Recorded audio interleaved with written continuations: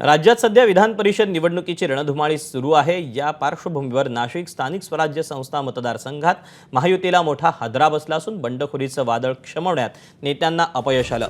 उमेदवारी अर्ज मागे घेण्याची अधिकृत वेळ संपली असून भाजप आणि शिवसेनेच्या अनेक बड्या नेत्यांनी आटोकाट प्रयत्न करूनही अपक्ष उमेदवार गोकुळ गीते यांनी आपला अर्ज मागे घेतलेला नाही। त्यामुळे आता नाशिक विधान परिषद निवडणुकीत महायुतीचे अधिकृत उमेदवार नरेंद्र दराडे विरुद्ध अपक्ष उमेदवार गोकुळ गीते अशी हाय व्होल्टेज लढत होणार असल्याचं स्पष्ट झालं आहे। या संदर्भात गिरीश महाजन यांच्याशी संवाद साधला आमच्या प्रतिनिधीनं, पाहूया।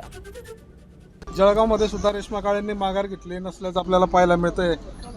17 पैकी 17 जागांपैकी 6 ठिकाणी आमच्या जागा बिनविरोध झालेल्या आहे महायुतीच्या। या ठिकाणी जळगावमध्ये 4 जण उमेदवार या ठिकाणी आहेत, त्यापैकी आमचा एक आहे आणि अजून 3 उमेदवार या ठिकाणी आहेत। शिवसेनेच्या काळे म्हणून ज्या नगरसेविका आहेत त्यांचाही फॉर्म या ठिकाणी राहिलेला आहे, त्यांनी तो मागे घेतलेला नाही।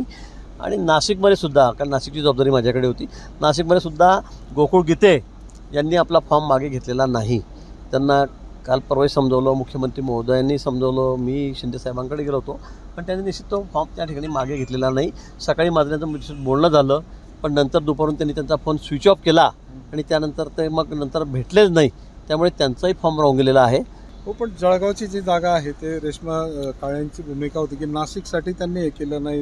एक कुठेतरी याकडे तुम्ही कसं बघताय की नाशिकमध्ये माघार झाली? नाशिकसाठी आम्ही खूप प्रामाणिकपणे प्रयत्न केले, सर्वांना माहिती आहे। आमचे मित्र उदयजी सामंत आहेत, दादाजी भुसे आहेत, हे सुद्धा संपर्कात होते। मान्य शिंदे साहेबांचं माझं सगळं 5-6 वेळा बोलणं झालं, खूप प्रामाणिकपणे प्रयत्न केले, पण गोकुळ गीते हे नॉट रिचेबलच झाले खूप सांगून त्यांना, आणि त्यामुळे मग थोडा गोंधळ त्या ठिकाणी झाला।